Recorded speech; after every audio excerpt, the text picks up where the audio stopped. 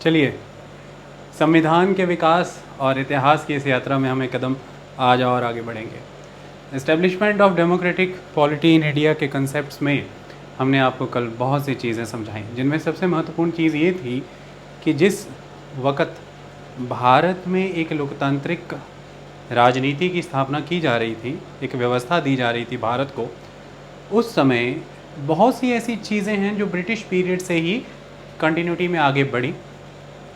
अब colonial phase की वो चीज़ें हमने कंटिन्यूटी में आगे बढ़ा तो ली, कंसेंसस हुआ उन पर, डिबेट हुई, और उस समय की जो इंडिया की real social political economic conditions हैं उसके अकॉर्डिंग उन्हें ढाल भी दिया, परिवर्तित भी कर दिया और ज़मीनी स्तर पर लागू किया।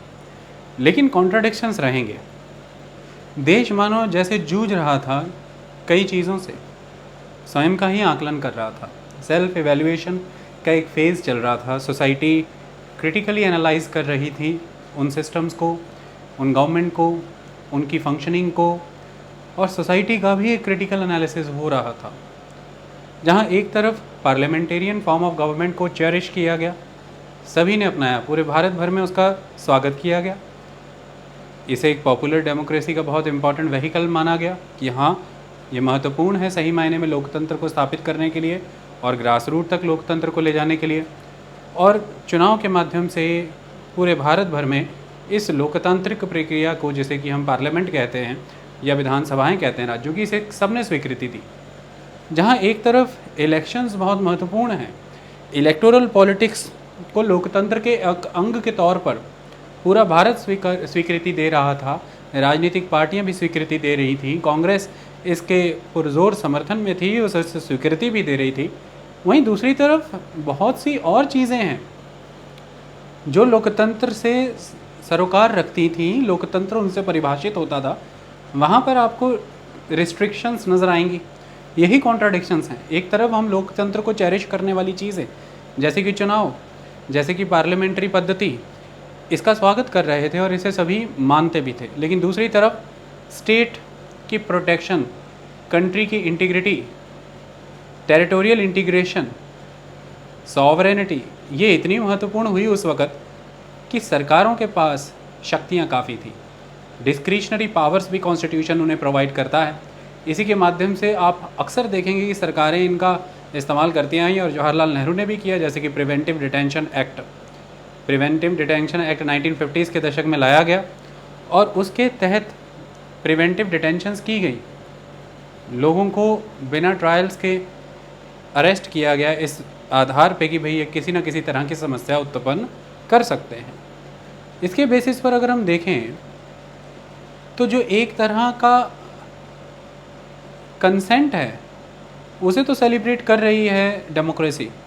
जो लोग चुनाव की प्रक्रिया में शामिल हो रहे हैं, जो उस समय की पार्टीज़ के मैनिफेस्टो को फॉलो कर रहे हैं, उनका स्वागत कर रहे हैं, जो लोग पार्लियामेंट्री पद्धति को मान रहे हैं, इसका तो स्वागत है, ये तो बहुत अच्छा है। माने जो असेंट है इसका स्वागत है, जो स्वीकृति है उसका स्वागत है। अगर आप स्वीकृति दे रहे हैं तो बहुत बढ़िया, लेकिन जो डिसेंट है, मास सपोर्ट आपको चाहिए था, लेकिन अगर मास के लेवल पर कोई डिसेंट है तो उसका उस समय में वेलकम नहीं था।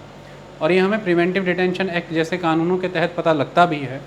और आपने देखा होगा कि यही वो समय था जब armed forces special power act भी लगा नॉर्थ ईस्टर्न स्टेट्स में। तो ऐसे में आप जो डिसेंट है, जो डायरेक्ट डेमोक्रेटिक एक्टिविटी करती हुई चीज़ें हैं, जैसे कि डेमोन्स्ट्रेशंस करना, प्रोटेस्ट करना, तो उस समय में डेमोन्स्ट्रेशंस, ओपन प्रोटेस्ट, इन्हें ज़्यादा स्पेस नहीं दिया गया। इन्हें स्टेट पर, कंट्री की सॉवरेनिटी पर, कंट्री की नेशनल इंटीग्रिटी पर एक अटैक माना गया। ये माना गया कि लेफ्टिस्ट पार्टीज़ इंटरनेशनल इन्फ्लुएंस में इस तरह से कंट्री की गवर्नमेंट को डिस्टेबलाइज कर देना चाहती हैं, पॉलिटिकल स्ट्रक्चर को पूरी तरह से डीरेल कर देना चाहती हैं, कोलैप्स करा देना चाहती हैं। और इन लेफ्टिस्ट पार्टीज़ पे ही, सबसे इम्पोर्टेंट CPI कम्युनिस्ट पार्टी पे ही सबसे बड़ी गाज गिरी है उस समय में इन कानूनों की, जो कानून इस तरह के डेमोक्रेटिक या फिर किसी भी तरह से किए गए जो उस समय के प्रोटेस्ट थे, डेमोन्स्ट्रेशंस थे, इसको अलाउ नहीं कर रहे थे। तो एक तरफ हम चुनाव का उत्सव मनाते हैं, एक तरफ हम लोकतांत्रिक पद्धति को इस रूप में देखते हैं कि भाई एक संसदीय प्रणाली है, पार्लियामेंट्री सिस्टम है, लेकिन दूसरी ही तरफ इस तरह के ही डेमोक्रेटिक कंसेप्ट्स यानी कि प्रोटेस्ट है, डेमोन्स्ट्रेशंस है, फ्रीडम ऑफ एक्सप्रेशन है, ये उस लेवल पर नहीं स्वीकार किया जा रहा है, इसको स्वीकृति नहीं दी जा रही है।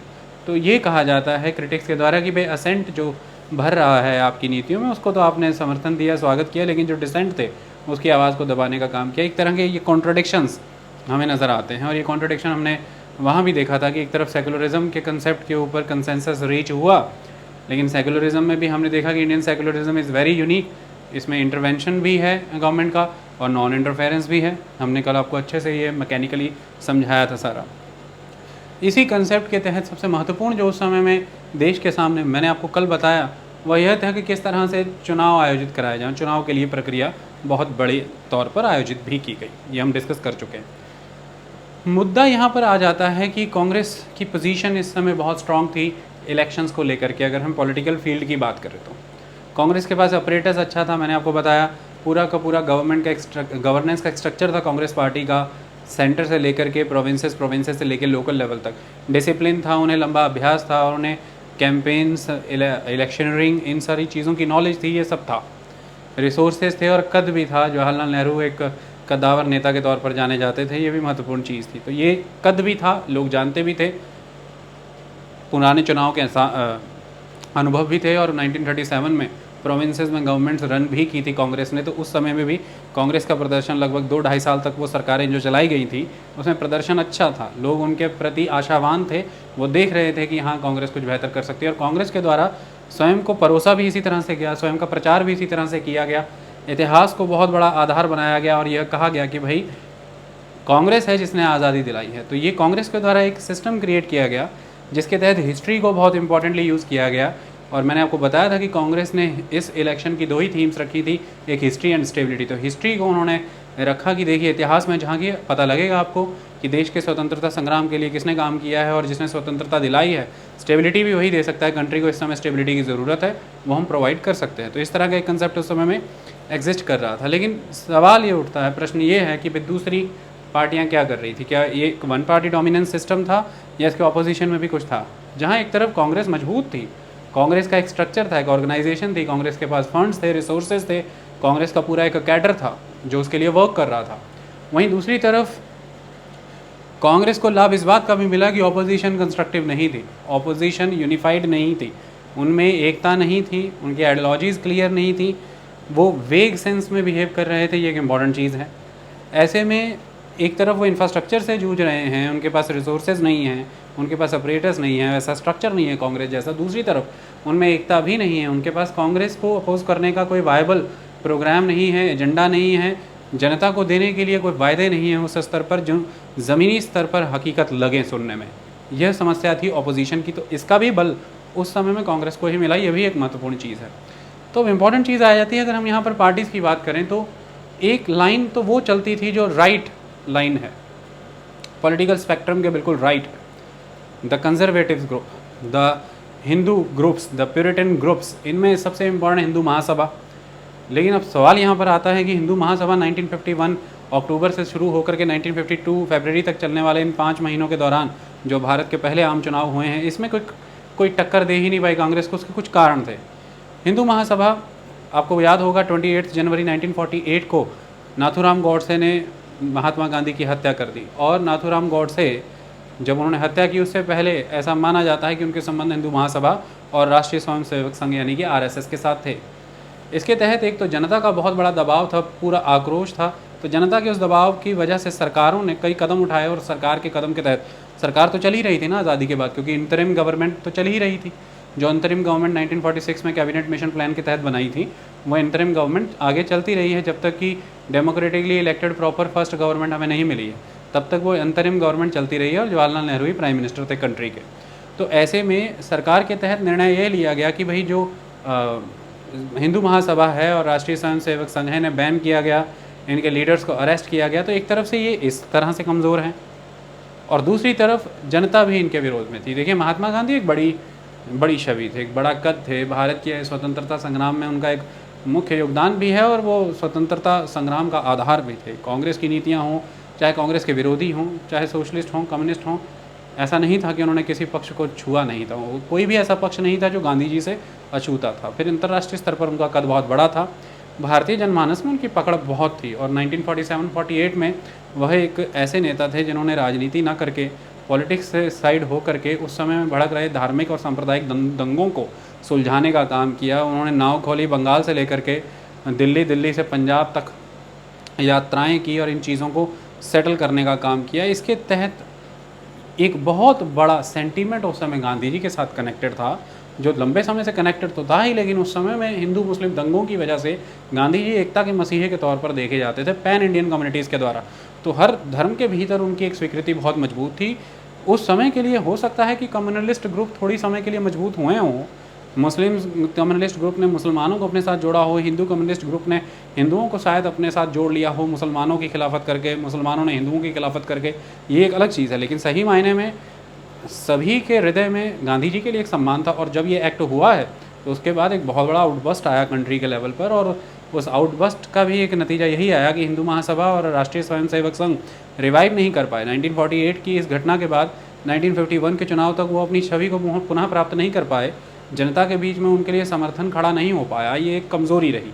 तो इस वजह से भी एक तो उनके ऊपर एक अटैक है एडमिनिस्ट्रेटिवली गवर्नमेंट द्वारा, तो उनका जो पूरी की पूरी पॉलिटिकल बॉडी, उनका अपरेटस है, वो उस समय क्रिपल्ड है। और दूसरी तरफ जनता का समर्थन भी नहीं है, जनता में जो आक्रोश है, उनका जो विरोध है इनके इस एक्ट को लेकर के, यह भी मुखर था उस समय तक, तो उभर नहीं पाई। ये एक इम्पॉर्टेंट चीज़ है।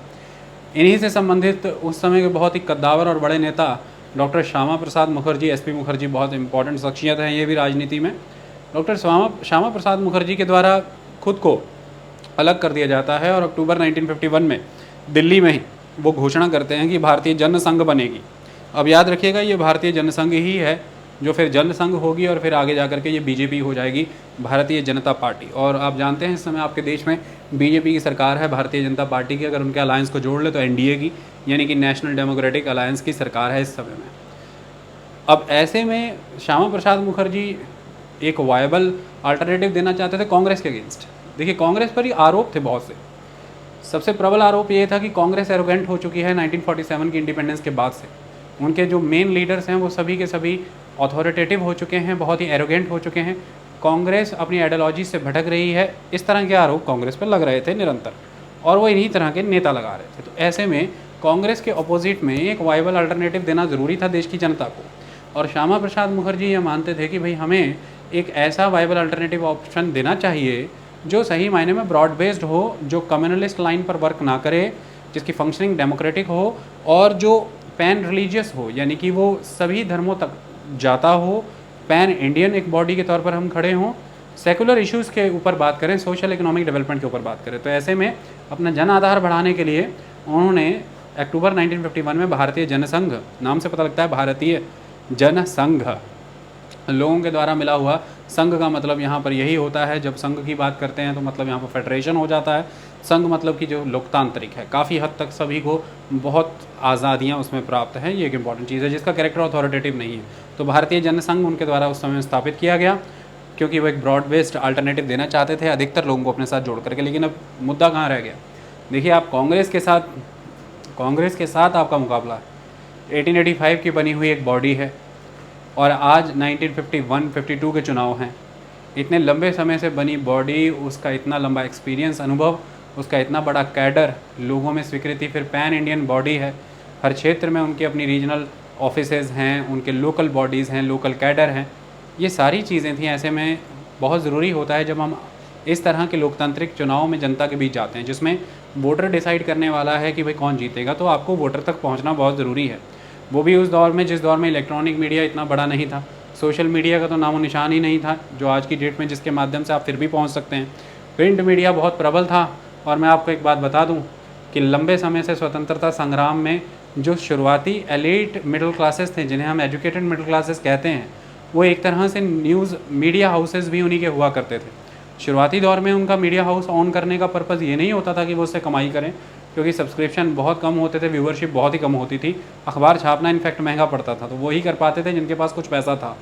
शुरुआती तौर में अखबार छापने का उद्देश्य ये होता था कि कैसे लोगों के बीच में जन जागृति की जाए, लोगों को पॉलिटिकली एजुकेट कैसे किया जाए, अवेकन कैसे किया जाए, ब्रिटिशर्स की पॉलिसीज़ का क्रिटिसिज्म कैसे किया जाए, और कैसे न्यूज़पेपर के माध्यम से फ्रीडम ऑफ एक्सप्रेशन को यूटिलाइज़ करते हुए गवर्नमेंट के सामने एक प्रेशर ग्रुप के तौर पर काम करे। तो एक इंपॉर्टेंट चीज़ है। तो मीडिया हाउसेज और कांग्रेस में कोई बहुत बड़ा अंतर था नहीं उस समय में, और नेहरू एक बड़ा कद भी रखते थे। तो नेहरू की स्पीचेस, नेहरू की जर्नी, नेहरू की कमेंट्रीज़ उस समय में हर न्यूज़पेपर की मेन हेडलाइंस बनती थी, फ्रंट पेज पर छपती थी। तो मीडिया कवरेज बहुत ज़बरदस्त मिला कांग्रेस को। लेकिन इस तरह की नई पार्टियाँ जैसे कि भारतीय जनसंघ, ना संगठन है उनके पास उस लेवल पर, ना ही क्लियर कट आइडियोलॉजी और प्रोग्राम वो प्रेजेंट कर पाएँ, उसका भी कारण मैं बता दूंगा। तो उनको अपने लिए जनता तक पहुंचना ज़रूरी था, और जनता तक पहुंचने के लिए उस समय मैन टू मैन नेटवर्किंग बहुत महत्वपूर्ण रहती थी। और मैन टू मैन नेटवर्किंग के मामले में आरएसएस काफ़ी आगे खड़ा था, राष्ट्रीय स्वयंसेवक संघ काफ़ी आगे खड़ा था। लंबे समय से 1925 से वो भी काम कर रहा था, और अच्छा खासा आधार राष्ट्रीय स्वयंसेवक संघ ने भी अपने लिए एक वॉलेंटियर्स का खड़ा कर लिया था। तो ऐसे में जो श्यामा प्रसाद मुखर्जी के द्वारा खड़ी की गई भारतीय जनसंघ है, और आज दिन तक जो बीजेपी है, उसे अपने फील्ड कैडर के लिए, अपने वर्कर के लिए बड़े स्तर पर आरएसएस के ऊपर निर्भर रहना पड़ता है। यहीं से आरएसएस को एक शक्ति मिलती है। आरएसएस एक आइडियोलॉजी है, आरएसएस एक कैडर है, एक बॉडी है जो सही मायने में बहुत से नेता भी देता है बीजेपी के, तो वो उन्हीं आइडियोलॉजी से प्रभावित रहते हैं। तो बीजेपी आइडियोलॉजिकली भी आरएसएस से काफ़ी हद तक प्रभावित है, लेकिन इसको यदि छोड़ भी दें तो भी बीजेपी बड़े हद तक इलेक्शनरिंग के मामले में, सोशल इंजीनियरिंग के मामले में, और पॉलिटिकल फंक्शनिंग स्ट्रक्चर अपरेटस के मामले में भी काफ़ी हद तक निर्भर है आरएसएस के ऊपर। क्योंकि चुनाव जीतने के लिए लोकतंत्र में जनता के बीच जाना है, अपनी नीतियाँ उन तक पहुँचानी है, अपने प्रोग्राम्स उन तक पहुँचाने हैं, और उनसे भी ये समझना जानना है कि आपको उनके लिए कौन सी नीतियाँ बनानी है। ऐसे में आरएसएस एक बड़ा रोल प्ले करती है, ये एक इंपॉर्टेंट चीज़ है। तो उस समय में भी जो श्यामा प्रसाद मुखर्जी की पार्टी है भारतीय जनसंघ, उसे आरएसएस पर निर्भर करना पड़ा कैडर के लिए। ऐसे में वो हिंदू महासभा से, आरएसएस से बहुत अलग कोई आइडियोलॉजी या कोई प्रोग्राम नहीं प्रेजेंट कर पाए, और एक तरह से वो उसी छवि में ढल करके रह गए जो छवि हिंदू महासभा और आरएसएस की बनी हुई थी। एक इंपॉर्टेंट चीज़ है। इनफैक्ट इन्होंने अपने लिए प्रॉब्लम ज़्यादा क्रिएट कर ली। प्रॉब्लम अब यहाँ पर ये क्रिएट हो चुकी है कि इनमें आपस में कंटेस्ट है, और इन सब का कांग्रेस से भी कंटेस्ट है। तो आरएसएस, हिंदू महासभा, यहाँ पर अगर हम देखें हिंदू महासभा और भारतीय जनसंघ, एक दो पार्टीज़ और थी, इनके बीच में अब आपस में भी एक कंटेस्ट है, जिसकी वजह से वोट डिवाइड हो जाएगा। और सेकंड, इनको कांग्रेस से भी एक तरह का कंटेस्ट करना है। तो ये ऑल इन ऑल सीन में कहीं भी नहीं थे, ये वीक पड़ गए, कमज़ोर पड़ गए। श्यामा प्रसाद मुखर्जी एक वाइबल अल्टरनेटिव नहीं दे पाए, एक ब्रॉड बेस्ड कंसेप्ट नहीं डेवलप कर पाए, क्योंकि वो उस छवि से बच नहीं पाए जो छवि जुड़ी हुई थी उस समय हिंदू महासभा और आरएसएस के साथ, क्योंकि उनकी अपनी पॉलिटिकल मजबूरियाँ थीं। अगर आप देश के बीच में चुनाव लड़ना चाहते हैं तो उसमें केवल भाषण ही काम नहीं करते हैं, आपको जनता के साथ जुड़ना होता है। जुड़ने के लिए काडर चाहिए, और काडर उस समय आरएसएस के पास था, और आरएसएस से जनता नदारद थी, उस समय में नाराज़ थी हिंदू महासभा से। उसके पीछे गांधी जी की हत्या का एक बहुत बड़ा आधार था, ये एक इम्पोर्टेंट एस्पेक्ट है। और फिर कुछ क्रिटिक्स ये कहते कांग्रेस के प्रोपेगेंडा भी थे उनके खिलाफ, अखबारों के माध्यम से इल पब्लिसिटी भी काफ़ी हद तक करवाई गई। ये सब चीज़ें भी अपनी जगह पर एग्जिस्ट करती हैं। अब आता है कि इनके अलावा कौन है। कांग्रेस को उस समय में सही मायने में जो अपोजिशन आई है, जो अपोजिशन मिली है, वो कांग्रेस के भीतर से मिली है। ये एक महत्वपूर्ण चीज़ है। आप कांग्रेस के बाहर से उस लेवल पर अपोजिशन नहीं मिल पाई जितनी कांग्रेस के भीतर से मिली है। और कांग्रेस के भीतर से ही अपोजिशन देने वाले वो लोग हैं जो कांग्रेस की कार्यपद्धति से खुश नहीं थे काफ़ी लंबे समय से ही। जैसे 1934 से ही सोशलिस्ट विंग कांग्रेस के भीतर काम कर रहा था, जिसे हम कांग्रेस सोशलिस्ट पार्टी के तौर पर भी जानते हैं, जो काफ़ी प्रबल हो गई थी जब जवाहरलाल नेहरू, सुभाष चंद्र बोस बहुत एक्टिवेट हो चुके थे। इनके साथ जुड़े हुए बहुत से शख्सियतें हैं, जैसे आचार्य नरेंद्र देव हैं, अच्युत पटवर्धन हैं, जयप्रकाश नारायण हैं, राम मनोहर लोहिया हैं। ये सभी शख्सियतें बहुत महत्वपूर्ण हैं। इनमें से जयप्रकाश नारायण जो हैं, उन्होंने बहुत ही अग्रणी भूमिका निभाई यहाँ पर। इसमें सबसे महत्वपूर्ण चीज़ है कि नासिक में ही 1948 में ही, मार्च के महीने में ही, जो कांग्रेस का सोशलिस्ट विंग है वह कांग्रेस से अलग हो चुका था। तो एक तरह से कांग्रेस को अपने से ही अलग हुए, अपने से ही स्प्लिट हुए उस सोशलिस्ट विंग से एक चैलेंज था, और वो सोशलिस्ट विंग कांग्रेस से नदारद था। कांग्रेस की जो फॉर्मेशन है, जो कॉन्स्टिट्यूएंट्स हैं, उनको उससे दिक्कत थी। वो ये मानते थे कि कांग्रेस में एलिटिस्ट एलिमेंट ज़्यादा प्रभावी हैं, ज़मींदार सिस्टम ज़्यादा प्रभावी हैं, लैंडलॉर्ड्स का वर्चस्व ज़्यादा है, इंडस्ट्रियलिस्ट, बिजनेस, कमर्शियल सेगमेंट्स का वर्चस्व काफ़ी अत्यधिक है यहाँ पर, जबकि सही मायने में वर्कर के हित में बात होनी चाहिए, पीजेंट के हित में बात होनी चाहिए। तो पीजेंट की और लेबरर की, वर्कर की बात हमें करनी है, ये महत्वपूर्ण चीज़ है। ऐसे में इस कांग्रेस के इस रूप से यह लोग कांग्रेस की इन नीतियों से और उस कांग्रेस के अंदर के जो राइट विंग है उसके डोमिनेंस से ये काफ़ी हद तक नदारत थे, तो इन्होंने कांग्रेस को लीव किया। इसके अलावा आचार्य जे बी कृपलानी थे। आचार्य जे बी कृपलानी भी एक बड़ी शख्सियत के तौर पर जाने जाते हैं। वो लंबे समय से कांग्रेस को रिफॉर्म करने की कोशिश कर रहे थे। वो ये मान रहे थे कि कांग्रेस के भीतर बहुत सी समस्याएं चल रही हैं, और उसमें मैंने आपको यही बताया कि जो कलेक्टिव डिसीजन मेकिंग हुआ करती थी कांग्रेस की, धीरे धीरे वो अथॉरिटेटिव एक्ट में बदलती चली जा रही थी, ऐसा आचार्य जे बी कृपलानी को लगता था। आचार्य जे बी कृपलानी ये मानते थे कि कांग्रेस में जो एक लोकतांत्रिक प्रक्रिया का पालन हुआ करता था निर्णय लेने के लिए, वो धीरे धीरे खत्म होता चला जा रहा है, और कांग्रेस की सभी शक्तियाँ कुछ 4 से 5 लोगों के बीच में ही कंसंट्रेट होती जा रही हैं। तो एक तरह की सत्ता का विकास हो रहा है कांग्रेस के भीतर ही, पार्टी के इंफ्रास्ट्रक्चर, पार्टी के पूरे जो है स्ट्रक्चर है उसके भीतर ही। तो वो इसके खिलाफ थे। वो ये चाहते थे कि एक कास्टलेस, एक क्लासलेस सोसाइटी का जन्म किया जाए बिना किसी रेवोल्यूशन के ही, और उसके लिए कांग्रेस को परिवर्तन करना जरूरी है, जो कि कांग्रेस नहीं कर रही इस समय में। तो ऐसे में आचार्य जे बी कृपलानी भीतर से कांग्रेस को रिफॉर्म करने की कोशिश करते रहे, लेकिन वो सफल नहीं हो पाए। और सबसे बड़ी परेशानी तब उत्पन्न हो गई जब वो 1950 में प्रेसिडेंटशिप के चुनाव, कांग्रेस के प्रेसिडेंटशिप के चुनाव हार गए पुरुषोत्तम दास जी टंडन से। और पुरुषोत्तम दास टंडन एक तरह के राइट विंग वर्कर के तौर पर, राइट विंग लीडर के तौर पर जाने जाते थे कांग्रेस के भीतर ही। तो ऐसे में फिर आचार्य जे बी कृपलानी के द्वारा भी मई 1951 में कांग्रेस को छोड़ दिया गया, और उनके द्वारा भी जून 1951 में पार्टी बनाई गई। उनका कहना था कि भाई गांधीयन आइडियोलॉजी से आप विमुख हो गए। कांग्रेस पर उनके आरोप थे कि भाई गांधीवाद कहाँ गया, गांधी विचार कहाँ गए, आप तो उससे पृथक हो गए, आप तो उससे दूर हो गए, आपने गांधी विचारों को पूरी तरह विस्थापित कर दिया, यहाँ से डिस्प्लेस ही करके रख दिया। तो that is not the correct. और गांधी विचार क्या थे? प्रजा, मजदूर, किसान, प्रजा, मजदूर और किसान, इनका राज होना चाहिए था। तो कृषक, मजदूर, प्रजा, गांधी ये मानते थे कि इनका शासन, इनका राज, इनको अधिकार मिलने चाहिए, और आचार्य जे बी कृपलानी भी इसी दिशा में सोचते थे। तो फिर उन्होंने फाइनली कृषक, मजदूर, प्रजा पार्टी का गठन किया। इसे शॉर्ट फॉर्म में प्रजा पार्टी भी कहते हैं। तो कृषक, मजदूर, प्रजा पार्टी या फिर प्रजा पार्टी आचार्य जे बी कृपलानी की थी। ये भी एक महत्वपूर्ण तथ्य, आपको सवाल आ सकता है। तो आचार्य जे बी कृपलानी के द्वारा ये फ्रंट खोला गया। अब बहुत से क्रिटिक ये कहते हैं क्योंकि आचार्य जे बी कृपलानी 1950 में पुरुषोत्तम दास टंडन से चुनाव हार गए, इसके लिए उनका एक आउटबस्ट आया कांग्रेस के विरोध में। देखिए, आउटबस्ट आने एक अलग बात है, वो ठीक है, लेकिन सही मायने में अगर हम बात करें तो आचार्य जे बी कृपलानी एक कंस्ट्रक्टिव डिसेंट थे कांग्रेस के अंदर। उन्हें डिसेंट के तौर पर देखा जाना चाहिए, सिर्फ उनकी पर्सनल वेंडेटा के तौर पर, उनके वेस्टेड इंटरेस्ट के तौर पर, कि उन्हें फ्रस्ट्रेशन हो गई क्योंकि वो चुनाव हार के कांग्रेस में उन्हें वो जगह नहीं मिल रही थी, वो पोजीशन या वो स्थान या उनका वो कद नहीं बन रहा था, बाकी नेताओं से उन्हें जेलसी थी, ईर्ष्या थी, इसलिए वो यह सब कह रहे थे। ऐसा नहीं था। यदि वो कुछ कह रहे थे तो उसमें सब्सटेंस था, क्योंकि उसका आधार ये था कि बहुत बड़े स्तर पर भारत भर के बहुत ही कद्दावर गांधीयन जो थे, गांधीयन आइडियोलॉजी को फॉलो करने वाले लोग जो थे, वो आचार्य जे बी कृपलानी के साथ आकर के जुड़े थे। ये एक महत्वपूर्ण चीज़ है, और वह नहीं जुड़ पाते अगर सही मायने में आचार्य जे बी कृपलानी के डिसेंट में कोई सब्सटेंस ना होता और कांग्रेस के खिलाफ वो मिथ्या प्रचार कर रहे होते। कांग्रेस में वह अथॉरिटेटिव कैरेक्टर नज़र आ रहा था, वह एरोगेंस नज़र आ रहा था, वो डेमोक्रेटिक डिसीजन मेकिंग कंसेप्ट वहाँ पर अब धीरे धीरे वैनिश हो रहा था, और कांग्रेस राइटिस्ट हो रही थी। तो कांग्रेस पर भी ये आरोप था कि भाई आप राइटिस्ट हो रहे हैं, और इसके प्रमाण कहीं कहीं पर नज़र आते भी हैं। आपने देखा होगा जब हिंदू कोड बिल की बात हुई थी तो हिंदू कोड बिल भी नहीं उस लेवल पर पास हो पाया था, क्योंकि एक कद्दावर सेक्शन था कांग्रेस के अंदर ही जो स्ट्रॉन्ग क्लासिकल हिंदू सोसाइटी से बिलोंग करता था, the high cast upper caste Hindu society, जिसने हिंदू कोड बिल को पास नहीं होने दिया, जिसके तहत औरतों को हिंदू समाज के अंदर संपत्ति में बराबर का अधिकार देने की बात बी आर अम्बेडकर ने की थी। तो ऐसे में ये कहा गया कि भाई आप एक राइटिस्ट टेंडेंसी की तरफ जा रहे हैं। फिर नेशनलिज्म पर फोकस बहुत ज़्यादा हो रहा था कांग्रेस में, और स्टेट की मर्यादा, नेशनल टेरिटरी को बहुत इंपॉर्टेंट दी जा रही थी, टेरिटोरियल इंटीग्रिटी, जिसके लिए डिस्क्रिशनरी पावर, इमरजेंसी पावर पर फोकस काफ़ी किया जा रहा था, सेंटर को काफ़ी स्ट्रॉन्ग किया जा रहा था। यह भी एक माना जा रहा था कि it is also rightist leaning, आप राइटिस्ट हो रहे हैं काफ़ी तेज़ी से, और ये करेक्ट नहीं।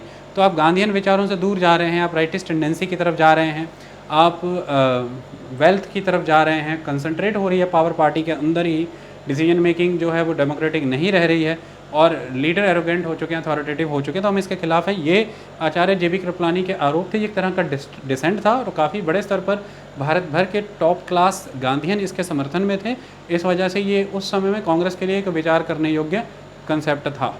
अब आचार्य JB कृपलानी भी उस लेवल पर कुछ कंस्ट्रक्टिव प्रोग्राम नहीं दे पाए, क्योंकि मॉरल और एथिकल ग्राउंड्स पर उनकी बातें बिल्कुल करेक्ट थी, लेकिन आइडियोलॉजिकली वो वीक थे। आइडियोलॉजिकली वो ऑल इन ऑल जो कांग्रेस की आइडियोलॉजी रही थी अब तक, उससे खुद को अलग नहीं कर पाए, क्योंकि थे तो वो स्ट्रॉन्ग कांग्रेसियन और थे वो एक स्ट्रॉन्ग गांधीयन, तो वो गांधीयन कंसेप्ट और कांग्रेस की जो मूल आइडियोलॉजी थी उससे खुद को अलग नहीं कर पाए, इसलिए वो एक डिफरेंट प्रोग्राम नहीं दे पाए।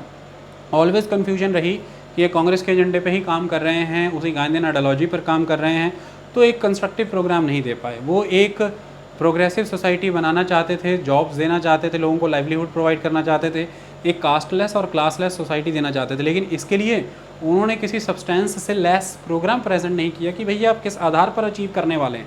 ये होगा, ये बात आपकी सत्य है, लेकिन ये किस आधार पर होगा। जब वह आधार नहीं बता पाए, एक कंस्ट्रक्टिव प्रोग्राम नहीं दे पाए कि इस प्रोग्राम के तहत और इस पॉलिसी के तहत हम यह कर लेंगे, तब लोग उनके साथ जुड़ पाते, लेकिन वह ये नहीं कर पाए, क्योंकि मूल रूप से उसी गांधीयन आइडियोलॉजी और उसी कांग्रेस की आइडियोलॉजी के बेसिस पर वो चल रहे थे। जिस गांधीयन और जिस कांग्रेस आइडियोलॉजी पे कांग्रेस ऑलरेडी वर्क कर रही थी, तो उनके पास रिसोर्सेज ज़्यादा थे, उनके प्रोमिसेस ज़्यादा थे, वो ज़्यादा दिखते थे रोज़ अखबारों में, वो ज़्यादा लोगों को अपने साथ जोड़ पाए, मोबिलाइज़ कर पाए। तो इस मामले में ये जो आचार्य JB कृपलानी के द्वारा प्रजा पार्टी स्थापित की गई थी, ये भी उस लेवल पर कुछ बड़ा नहीं कर पाई, ये भी एक इम्पॉर्टेंट चीज़ है। तो ये तो वो सब हो गए जो एक तरह से हमने देखा कि राइट फ्रंट पे खड़े हैं। एक लेवल पर हिंदू महासभा, हमने देखा RSS, और फिर हमने देखा भारतीय जनसंघ।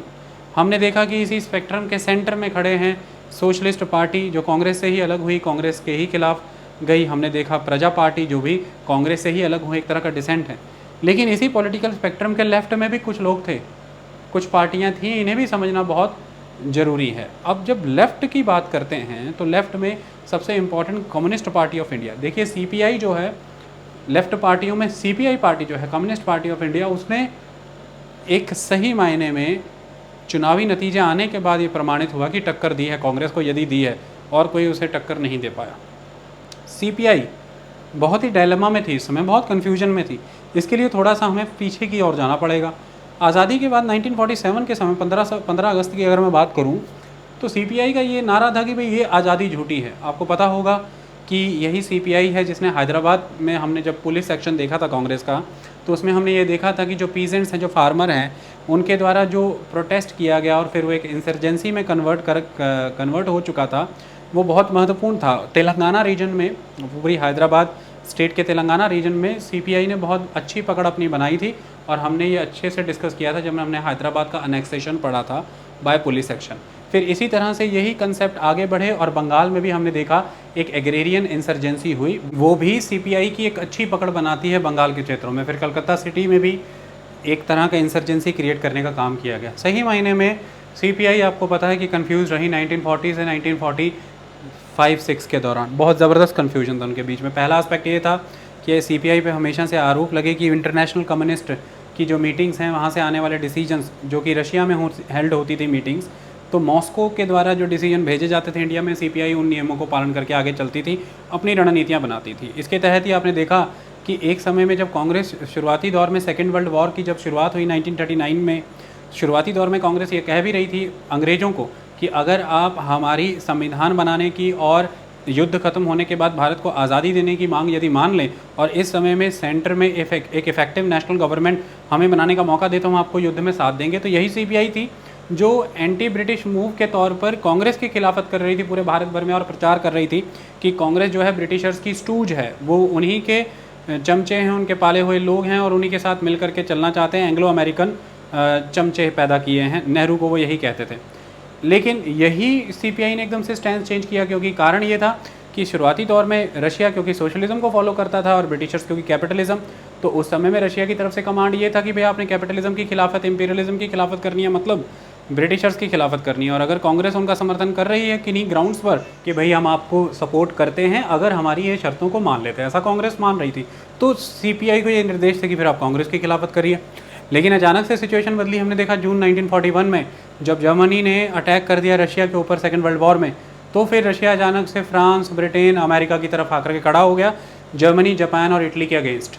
ऐसे में तब रशिया की तरफ से अब कमांड ये आ रही हैं कम्युनिस्ट पार्टी ऑफ इंडिया को कि अब आपको भारत में जो चल रहा 1942 का क्विट इंडिया मूवमेंट है, जिस क्विट इंडिया मूवमेंट में स्ट्रॉन्ग एक्शन लिया है कांग्रेस ने अब कि हम ब्रिटिशर्स की खिलाफत करेंगे, क्योंकि ब्रिटिशर्स कुछ भी कंस्ट्रक्टिव हमें ऑफर नहीं कर रहे, ना तो सेंटर में इफेक्टिव नेशनल गवर्नमेंट दे रहे हैं, ना युद्ध खत्म होने के बाद आज़ादी देने की बात कर रहे हैं, ना कॉन्स्टिट्यूएंट असेंबली जिस तरह की हम मांग रहे हैं वो दे रहे हैं। तो फिर अब हम ओपन प्रोटेस्ट करेंगे। और आपने देखा कि करो या मरो का गांधी जी ने नारा दिया था, लेकिन सीपीआई ने इसके अगेंस्ट इसे क्रश कराने के लिए खबरें मुखबरी की, उस समय अंग्रेज़ों की उन्हें खबरें देने की कोशिश की कि कहाँ कहाँ अंडरग्राउंड वे में नेता काम कर रहे हैं, कांग्रेस के लीडर कैसे लोगों को उकसा रहे हैं।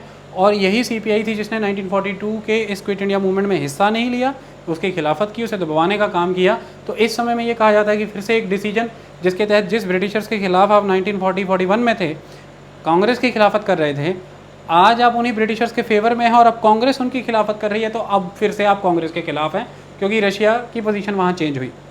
अचानक से फिर से देखिए 1945 का समय आ रहा है, और उसी 1945 के समय में जब सेकेंड वर्ल्ड वॉर ख़त्म हो गया, फिर से कम्युनिस्ट पार्टी ऑफ इंडिया का स्टांस चेंज हो जाएगा, क्योंकि सेकेंड वर्ल्ड वॉर ख़त्म हो जाने के बाद अब ये टसल शुरू हो गई थी। एक तरफ से ही लड़ रहे दो योद्धाओं में, एक अमेरिका और रशिया, दोनों एक तरफ से लड़ रहे हैं सेकेंड वर्ल्ड वॉर में, लेकिन जब वो वॉर ख़त्म हो गया तो दोनों में अब ये निर्णय नहीं हो पा रहा था शक्तिशाली कौन है, कौन सा ऑर्डर प्रिवेल करेगा, सोशलिज्म का या फिर कैपिटलिज्म का। तो ऐसे में अब अमेरिका के साथ तो ब्रिटेन था ही, नेचुरली वो उसका एक नेचुरल अलाय के तौर पर काम कर रहा था। तो रशिया की तरफ से अब कमांड है कम्युनिस्ट पार्टी को भारत में कि अब आप ब्रिटिशर्स की जड़ें यहाँ से उखाड़ने का काम करें, हम सोशलिज्म को इस तरफ फैलाएंगे, हम कम्युनिस्ट सिस्टम इस तरफ लेकर के आएंगे और कैपिटलिज्म को यहाँ से उखाड़ना है। तो जो हमारा ब्लॉक है द सोशलिस्ट ब्लॉक, उसको भारत में स्थापित करना है, इसके लिए अब आप यहाँ से ब्रिटिशर्स को उखाड़िए। अब वही कम्युनिस्ट जो 1942 में ब्रिटिशर्स के साथ मिलकर के कांग्रेस को क्रश कर रहे थे, अब वही कम्युनिस्ट वापस से ब्रिटिशर्स को उखाड़ना चाहते हैं, और ब्रिटिशर्स जिन जिन राजघरानों का समर्थन कर रहे हैं उन्हें उखाड़ना चाहते हैं। इसी के तहत आपने देखा कि हैदराबाद स्टेट में एक इंसर्जेंसी क्रिएट की गई सीपीआई के द्वारा। हालांकि वो उस समय के हैदराबाद स्टेट के रूलर जो कि वहाँ पर निज़ाम एग्जिस्ट कर रहे थे उनके खिलाफ वो ठीक था, और बंगाल में भी जो एग्रेरियन इंसर्जेंसी हुई वो उनके अधिकारों के लिए बात हुई वो ठीक है, लेकिन ब्रिटिश गवर्नमेंट को, एडमिनिस्ट्रेशन को वीक करने की ये कवायदें थी, ये बहुत इंपॉर्टेंट एस्पेक्ट है। तो इस तरह से एक सिस्टम आपको नज़र आता है कि ऑलवेज डायलेमा में रहे। तो क्रिटिक्स अब ये कहते हैं कि जब देश को फाइनली आज़ादी मिल गई तो सीपीआई का ये मानना था, उनके ये नारे थे कि ये आज़ादी झूठी है, ये आज़ादी झूठी है, ये आज़ादी करेक्ट नहीं। उनका ये मानना था कि एंग्लो अमेरिकन स्टूज हैं जवाहरलाल नेहरू, और ये जो पार्टी है कांग्रेस, ये एलिटिस्ट पार्टी है, ये ज़मींदारों की, ये इंडस्ट्रियलिस्ट, बिजनेसमैन, ट्रेडर, मर्चेंट की, प्रोफेशनल क्लासेस की ये पार्टी है। इसमें लोअर मिडिल क्लासेस की कोई जगह नहीं है, इसमें वर्कर की जगह नहीं है, इसमें पीजेंट की जगह नहीं है, इसमें प्रजा की कोई जगह नहीं है। और सही मायने में कंट्री तब फ्री मानी जाएगी, इंडिपेंडेंस तब मानी जाएगी जब इंडिया के पॉलिटिकल और सोशल स्ट्रक्चर में ये सारे परिवर्तन हो जाएं, जो परिवर्तन डिस्क्रिमिनेशन का आधार हैं, कंसंट्रेशन ऑफ वेल्थ का आधार हैं, और जो डिसेंट्रलाइजेशन ऑफ पावर नहीं होने देते। सही मायने में इंडिया में जो पावर होनी चाहिए, इंडियन स्टेट जो होना चाहिए, वो पीजेंट के, वर्कर के, लोअर मिडिल क्लास के कंट्रोल में होना चाहिए। और अब हमें इन पीजेंट, वर्कर और लोअर मिडिल क्लास के समर्थन के साथ इंडिया में एक रेवोल्यूशन करना है। और यह कहा गया कि इंडिया में जो स्टेट है वो पीपल डेमोक्रेटिक रेवोल्यूशन, जो स्टेट है, जो सत्ता है, वो पीपल डेमोक्रेटिक रेवोल्यूशन के कंट्रोल में होनी चाहिए, जैसा कभी रशिया में हुआ था, प्रोलेटेरिएट्स के द्वारा किया गया रेवोल्यूशन। इस तरह से इंडिया में भी एक रेवोल्यूशन होना है। तो ये कहा गया कि सीपीआई कंफ्यूज्ड थी, उसे समझ नहीं आ रहा था कि क्या करना है। यही कारण है कि 1947 के दौर में उसने इंसर्जेंसीज क्रिएट करने की कोशिश की। बहुत से इतिहासकारों ने जानने का प्रयास किया कि भी सीपीआई ने अचानक से इंसर्जेंसीज क्रिएट करने की कोशिश क्यों की।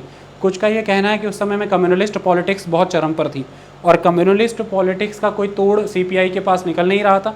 तो सीपीआई ने अपना so called secularist agenda, secularist card play किया कम्युनलिस्ट को ख़त्म करने के लिए, क्योंकि कम्युनलिस्ट पॉलिटिक्स का फ़ायदा सीपीआई मानती है कि फ़ायदा मिल रहा था, एक तरफ मुस्लिम लीग को, एक तरफ कांग्रेस को भी मिल रहा था, और दूसरी तरफ हिंदू महासभा, आरएसएस जैसे संगठनों को भी सशक्त होने का मौका मिल रहा था। जबकि सीपीआई की कोई जगह कहीं नज़र नहीं आ रही थी, क्योंकि धर्म के आधार पर दंगे हो रहे थे पूरे भारत में। और दूसरे ये भी एक आधार दिया जाता है कि क्योंकि इस समय में एक्टिविटीज़ इतनी रैपिड हुई इंडिया में कि सीपीआई को जो कमांड हमेशा रशिया की तरफ से आती थी, वो कमांड उस समय में आ नहीं पाई, क्योंकि रशिया खुद कोल्ड वॉर में इस समय तक इन्वॉल्व हो चुका था।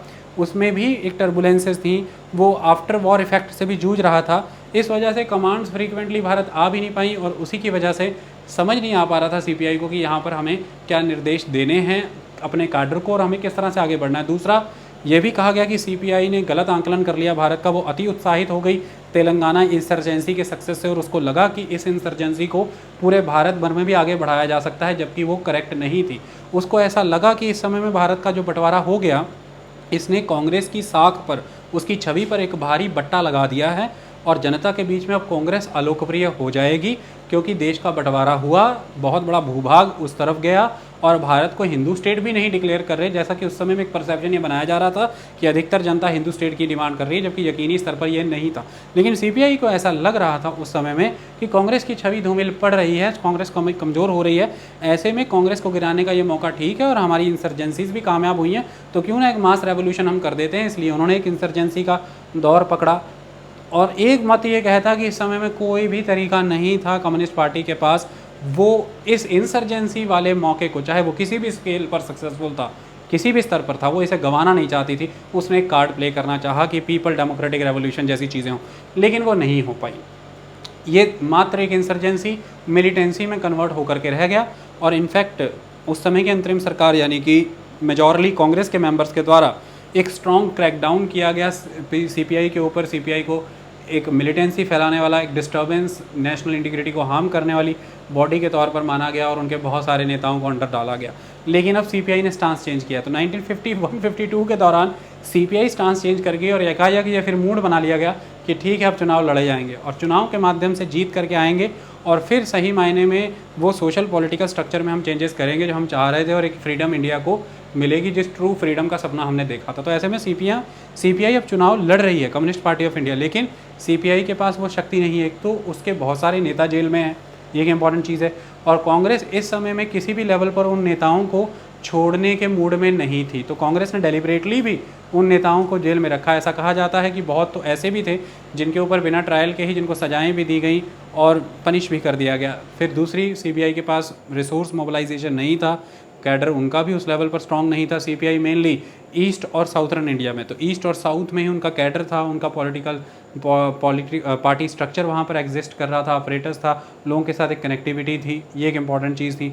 तो ऐसे में सीपीआई कांग्रेस के एक वायबल अल्टरनेटिव के तौर पर तो नहीं थी, लेकिन सीपीआई ने प्रयास किए। यदि सीपीआई अपनी नीतियों में क्लियर होती 1945-46 के बाद, अपने केडर को, अपने ऑपरेटर्स को अच्छे से यूज़ कर पाती, रिसोर्स मोबिलाइजेशन कर पाती, लोगों को एक कंस्ट्रक्टिव प्रोग्राम दे पाती, तो फिर यकीनी स्तर पर हालात कुछ और होते, लेकिन वो हो नहीं पाया। ये एक इम्पॉर्टेंट चीज़ है। और कांग्रेस तेज़ी से अपने प्लान बदल चुकी थी।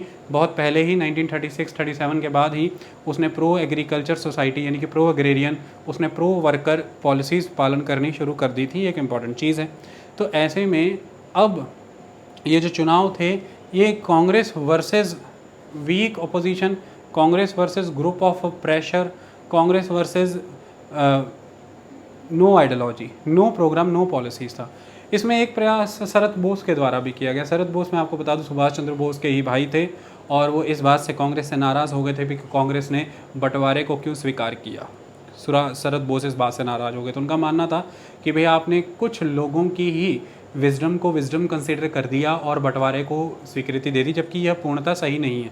वो कांग्रेस से अलग हो चुके थे। उन्होंने अपनी एक पार्टी बना ली थी, सोशलिस्ट नेशनल ऑर्गेनाइजेशन, वो एक स्थापित करना चाहते थे। उन्होंने क्या किया कि भारत भर में नॉन कम्युनिस्ट जो लेफ्ट पार्टियाँ एग्जिस्ट करती हैं, जैसे कि बोल्शेविक पार्टी ऑफ इंडिया थी उस समय में,